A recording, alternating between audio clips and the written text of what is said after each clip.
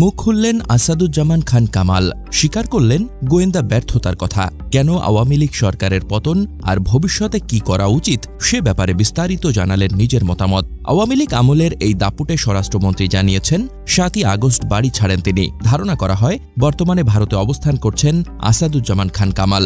সম্প্রতি একটি ইন্ডিয়ান এক্সপ্রেসের সাক্ষাৎকারে তিনি জানান ৪ আগস্ট রাত পর্যন্ত শেখ হাসিনার সঙ্গে ছিলেন এবং তখন তিনি পুলিশ প্রধান এবং সেনা প্রধান একসাথে উপস্থিত ছিলেন। কামাল বলেন, সেনাপ্রধান তখন শেখ হাসিনাকে আশ্বস্ত করেছিলেন কিছুই হবে না, সেনাবাহিনী পরিস্থিতি নিয়ন্ত্রণ করতে পারবে। তিনি শেখ হাসিনাকে বলেছিলেন, আপনার সুরক্ষার দায়িত্ব এখন আমার জিম্মায়। কামাল আরও বলেন, তখন আমি সেনাপ্রধানকে প্রশ্ন করি, আপনি কি সম্পূর্ণ দায়িত্ব নিচ্ছেন?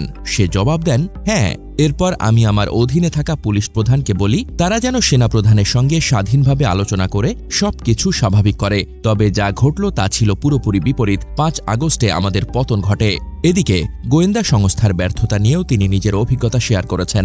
তিনি বলেন, গোয়েন্দা সংস্থাগুলোর বিশাল ব্যর্থতা ছিল, ইচ্ছাকৃত হোক বা অন্যভাবে। আমাদের সেনাবাহিনীর একটি বিশেষ গোয়েন্দা ইউনিট রয়েছে যা সরাসরি প্রধানমন্ত্রীর কাছে রিপোর্ট করে। এছাড়া জাতীয় নিরাপত্তা গোয়েন্দা সংস্থাও প্রধানমন্ত্রীর কাছে রিপোর্ট করে। এমনকি পুলিশের গোয়েন্দা বিভাগও সরাসরি প্রধানমন্ত্রীর কাছে তথ্য পাঠায়। তবে স্বরাষ্ট্রমন্ত্রীর কাছে আসা গোয়েন্দা রিপোর্টের সারসংক্ষেপ ছিল, কিন্তু পরিস্থিতির প্রকৃত অবস্থা গোয়েন্দা রিপোর্টে জানানো হয়নি। এই ইন্টারভিউ থেকে কি জানলাম, কি প্রশ্ন আর কি তার উত্তর? সম্ভবত আওয়ামী লীগ কোথায় যাবে তার নিজেরও জানা নেই। এই যে তিনি ৫ ও ৬ তারিখ দেশে ছিলেন এবং ৭ তারিখ নিরাপদে দেশ ছাড়লেন, এটা কিভাবে সম্ভব হলো? কামাল সাহেব অনুতপ্ত নন তার ১০ বছরের দেশ চালানো নিয়ে। তিনি মনে করছেন দল নতুন করে গোছাতে পারলে কোনো সমস্যা হতো না। নতুন নেতৃত্ব আসলে একনায়কতন্ত্র আরও শক্তিশালী হতো। শেখ হাসিনা বা কামাল কি জানেন ৫ তারিখ সারা দেশের মানুষ রাজপথে নেমে এসেছিল? এই বৈষম্য বিরোধী ছাত্র আন্দোলনের নেপথ্যে শিবির ছিল, এটা সাধারণ জনগণ জানত না। তারা জানত এই জুলুমবাজ সরকারের পতন হয়েছে, তারা প্রতারিত হয়েছে সন্দেহ নেই। কিন্তু সেদিন জনগণ আওয়ামী লীগের বিরুদ্ধেই দাঁড়িয়েছিল। লীগের কোনো কর্মী সংগঠক আজ পর্যন্ত সেটা বুঝল না। জঙ্গি আর সেনাবাহিনীর যৌথভাবে অভ্যুত্থান হয়েছে বলে মনে করেন আসাদুজ্জামান কামাল।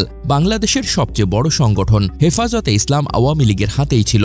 রেলের জমি দিয়েছে, কওমি মাদ্রাসা সনদ বিশ্ববিদ্যালয় সমমনা করে দিয়েছে, বিনিময়ে কওমি জননী সনদ পেয়েছে। জঙ্গি একদিকে দমন করে আরেকদিকে জঙ্গি পৃষ্ঠপোষকতা করেছে। আইসিটি আইনের আওতায় ভিন্নমতের মানুষজন যারা মুক্তিচিন্তার প্রগতিশীল, এমনকি বাউল ফকিরদের এই আইনে ফাঁসানো হয়েছে। কামাল সাহেব পুলিশ ভিকটিমদের প্রতি ছিল নির্দয়। কামাল সাহেবের পুলিশ বইমেলায় বসে বইয়ের সেন্সরশিপ করত। তার সময় পুলিশ পহেলা বৈশাখে বিকেল ৫টা পর্যন্ত আয়োজন শেষ করার কথা বলতো। হিন্দুদের ওপর হামলা হলে বিচ্ছিন্ন ঘটনা বলে এড়িয়ে যেত। কামাল সাহেব বলছেন, ঠিক ভুল নয়, দলের পুনর্গঠন করলে এমন পরিস্থিতি হতো না। মানে এভাবেই তিনি ও তাদের সরকার চলত। তিনি গোয়েন্দা তথ্য গোপন বা ব্যর্থতার কথা বলেছেন। এটা কি আওয়ামী লীগের মতো দলকে নির্ভর করতে হয় যে দলের সারা দেশে আছে তৃণমূল নেতাকর্মী? তারাই তো বলে দিবে জনগণের ক্ষোভ কতখানি ফুসছে। কিন্তু তৃণমূল বলতে আওয়ামী লীগের কিছু ছিল না। শিবিরের লোকজন ছাত্রলীগ করতে পেরেছে কারণ কমিটিতে টাকা দিলেই থাকা যেত। এটা তাদের মতো নেতাদের পকেটেও যেত। মনে আছে ক্ষমতা ছাড়ার আগে ওবায়দুল কাদেরের ওপর সাবেক ছাত্রলীগের নেতাদের ক্ষোভ প্রকাশ? এই সমন্বয়কদের কতজন শিবির হয়ে ছাত্রলীগ করেছে এবং কাদের কারণে অনুপ্রবেশ করতে পেরেছে তার জন্য কোনো ভুল অনুভব তাদের নেই। আবার তারা নির্বাচন করবে, আবার জিতে যাবে, কোনো অনুতাপ নেই। ভোটারবিহীন নির্বাচন, দমন পীড়ন, দুর্নীতি, লুটপাট, দম্ভ, কোনো কিছুর জন্য কোনো ক্ষমা ভিক্ষা নেই।